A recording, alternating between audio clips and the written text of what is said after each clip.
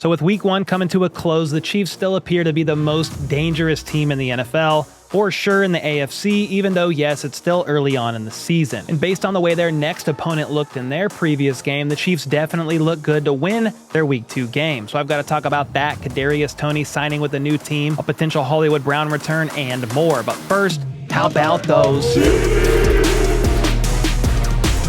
All right, off the bat, we have some breaking news before exporting this video. It was announced that Kadarius Toney signed with the Cleveland Browns, and that was first reported by Ian Rappaport, saying he also visited the Seahawks and had others lined up, but for long and short term, Toney lands in Cleveland, and it turns out that he actually signed to their practice squad. That's what the NFL Twitter page itself said.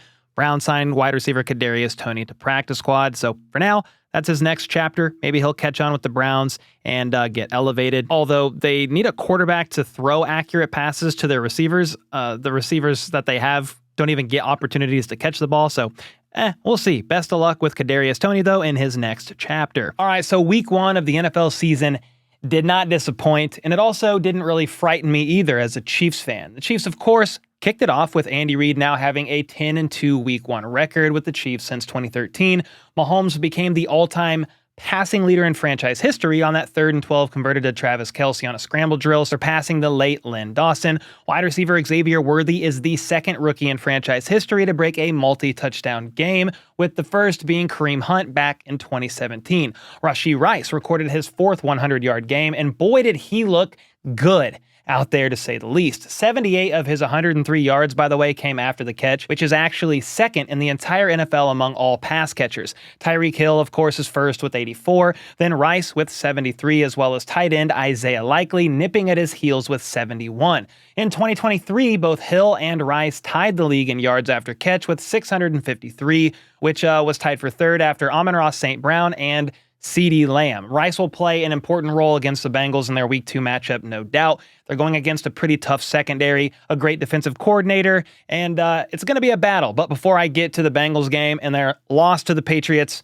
how that's looking for the Chiefs in Week 2 in that matchup, I did want to quickly touch on the rest of the AFC West opponents in their Week 1 matchups. 2 of them fall to 0-1, and the only reason all 3 of them didn't, I wish it was possible, but that's because the Chargers and Raiders played against each other. Jim Harbaugh got the best of Antonio Pierce in his return to the NFL, running the ball a lot like we all thought he would. Justin Herbert was just 17 of 26 for 144 yards and a touchdown, but when you rush for nearly 200 yards on the ground, you don't need much more passing yards than that. J.K. Dobbins went off, carrying the ball 10 times for 135 yards and a touchdown, leading the charge on the ground, while the Chargers' second-round pick, Ladd McConkey, caught 5 passes for 39 yards in the air. Both teams were pretty piss-poor on third downs, with the Raiders being 5 for 14, and the Chargers were 4 for 15, but the kicker for the Raiders was they had 3 turnovers, 2 fumbles lost, and an INT thrown by Gardner Minshew. He didn't really play all that well in his debut with the Raiders, being sacked 4 times and only throwing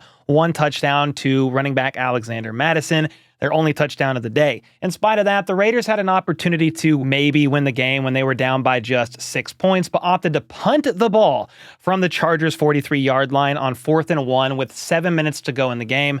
That was a not so smart idea, and the Chargers then proceeded to march down the field and score again to seal the victory. The Raiders had chances to win, but oh well, I don't really care that much nor feel bad for them, but since they are AFC West opponents, division rivals, blah, blah, blah, we got to keep an eye on them. Neither of these teams look that frightening, at least after one game, in my opinion, and honestly, neither do the Broncos, who also had an opportunity to potentially beat the Seahawks, but Bo Nix choked on a 12-inch glow stick. Bo Nix, glow stick, I don't know, it rhymed, I tried. But he threw 2 interceptions and looked lost out there more times than not in his rookie debut. He was 26 for 42 for a measly 138 yards and 2 interceptions. The crazy part about this game is, of the Broncos' 20 points scored, they had 1 touchdown, a rushing touchdown by Bo Nix in the 4th quarter, 3 field goals, and then somehow forced 2 safeties on the Seahawks for the extra 4 points. A wild game indeed that, as of right now, also doesn't have me fearing the little donkeys. Bo Nix will get better, but it seems like, at least for now, it's going to take time. The Chiefs clearly look the best of these three, which was to be expected heading into the season, as the Chiefs are not only heavy favorites to win the West, but are also favorites to win the Super Bowl. Honestly, I didn't see anything out there from the Chiefs' potential playoff competition, any of those teams, that has me worried at this point in time. I mean, Josh Allen did score 4 touchdowns, which was impressive, but other than that, not that impressed, though of course it's still very early on in the season. Next up, I got to talk about the Bengals and Patriots game, since the Chiefs play the Bengals this week. They're not looking that good. A key weapon potentially returning to the Chiefs offense and more. But before I do, with the NFL season now officially here, that means many of you, including myself, will be going to some games to catch the action live in person. Well, that's where the sponsor of today's video, SeatGeek, and my special hookup with them comes right in. Everyone can use my code HBTC10 and get 10% off any tickets on SeatGeek, whether you're a new customer or not. This offer includes sports games, so plenty of NFL games out there to choose from, as well as other sports games like the Royals, Kansas City Current, concerts, festivals, you name it. Code HBTC10 is going to get it done. SeatGeek rates on a scale of 1 to 10, so look out for the green dots. Green means good. Red means bad. Then when you find your perfect seat, use code HBTC10 to get 10% off your next order, regardless of how many times you've bought tickets using SeatGeek in the past. So take out your phone, open the SeatGeek app, and add code HBTC10 to your account ASAP, because this offer is only available for a limited time. All right, so let's get to the Bengals and Patriots game. Cincinnati typically plays horrible to begin the season, and this week 1 game was no different, as they lost to the Patriots 10-16. They scored 1 touchdown in the third quarter, but did start out with 3 straight 3-and-outs.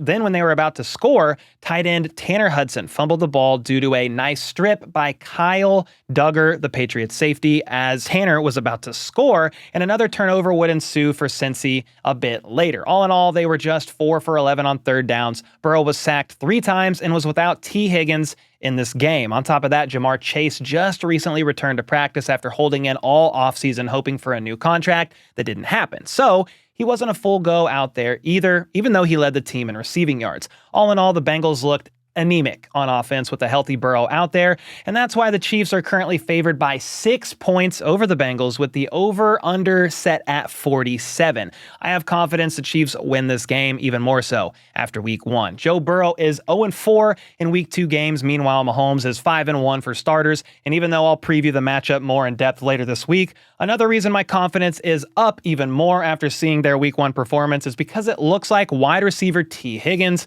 who was out week 1 with a hamstring injury, may also not be playing this Sunday at Arrowhead. Hamstring injury? He got a hamstring injury, and we'll see how the week plays out, but I'll be surprised if he plays this week against the Chiefs. And while part of me wants to believe Adam Schefter there, I still think Tee Higgins suits up and plays. It normally feels like, or seems like, teams get healthy no matter the injury when it's time to play the Chiefs, and unless that hamstring injury is truly serious, I would almost bet money Higgins suits up. Now, if he doesn't, that certainly doesn't bode well for Cincy, and while the Chiefs should probably win by 10 or more, I'm sure it's going to be a stressful as hell game that goes down to the wire and ends in a 3-point victory, just like the last 5 matchups have been.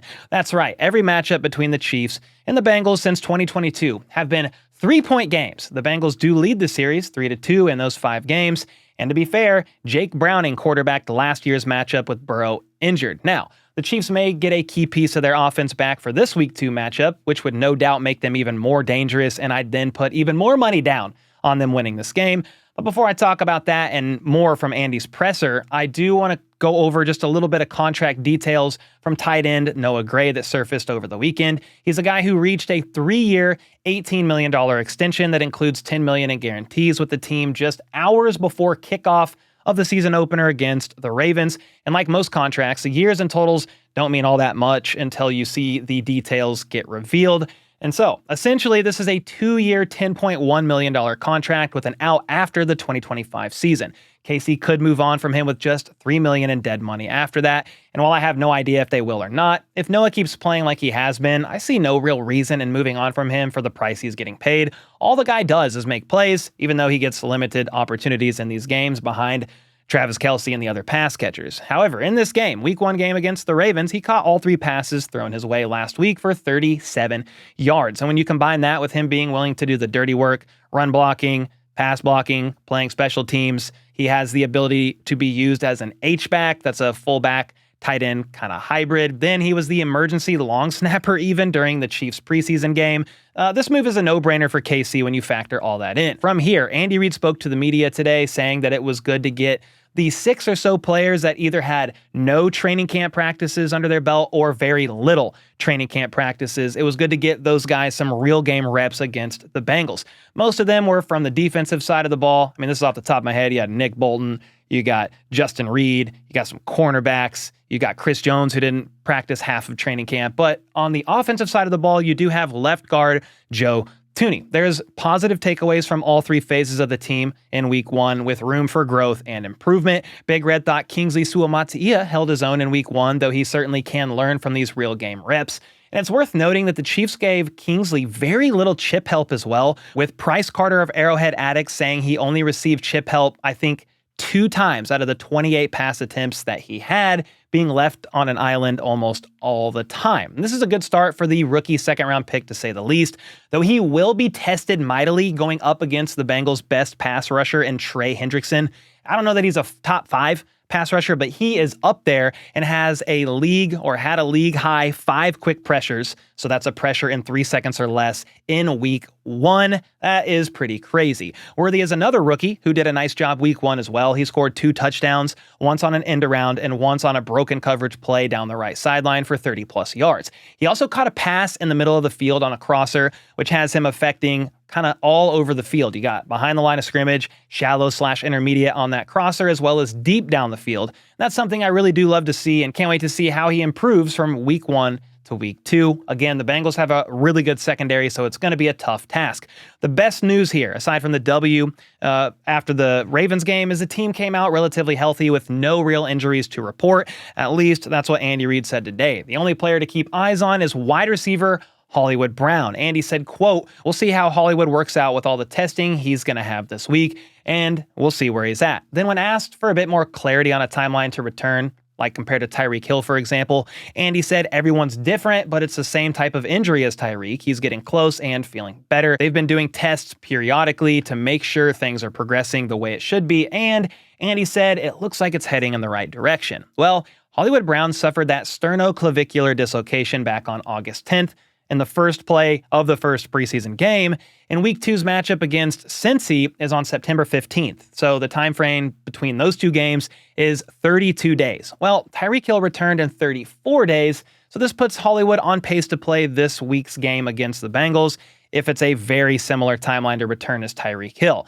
Now, I'm not 100% certain he plays, but it is trending in the right direction. Worst case, Hollywood is back for week 3, and while Casey's medical staff is normally pretty cautious, if they greenlight him here, that means he's good to go, and it's a realistic possibility he plays, and he plays quite a bit. And if that's the case, good freaking luck out there defending against Travis Kelce, Rashee Rice, Xavier Worthy, Juju Smith-Schuster, who will have another 10 days in the system under his belt, Justin Watson, and whoever else is out there running routes. Then in the backfield, you're going to have Isaiah Pacheco, P. Ryan with another week under his belt, or another 10 days, kind of like Juju Smith-Schuster, and the run game's going to be an even bigger problem. The Bengals are strong in the secondary, a little more weak against the run, but the Chiefs don't really run all that much, so does it even matter?